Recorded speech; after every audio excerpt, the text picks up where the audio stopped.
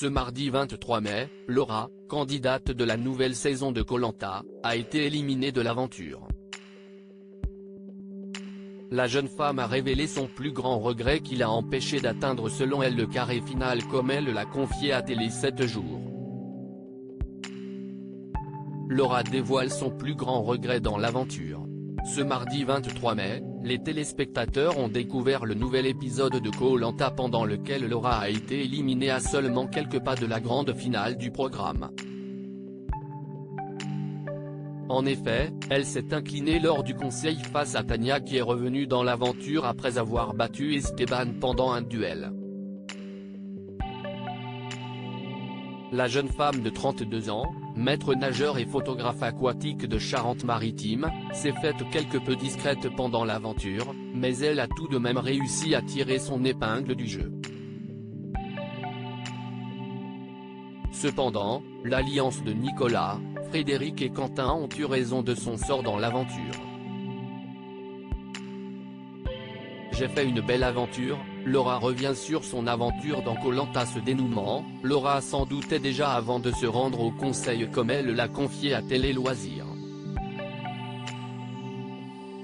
Je m'y attendais, ça se ressent à l'écran. Ce n'est pas une fatalité, c'est plutôt de la résilience.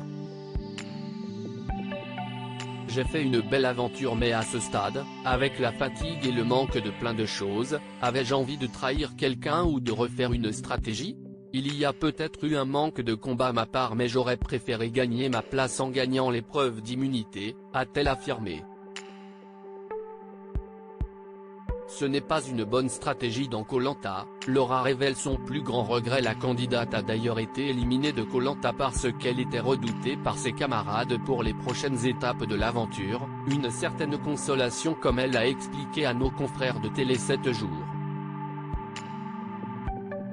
Oui, ça permet de sortir un peu la tête haute, a-t-elle avoué.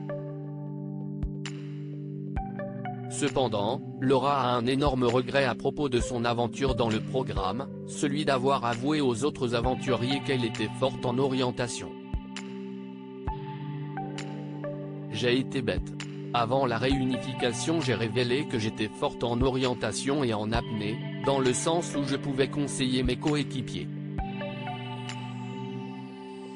Mais dévoiler ses points forts, et ses aptitudes, ce n'est pas une bonne stratégie dans Koh Lanta, et je l'ai compris trop tard, rire, a-t-elle expliqué.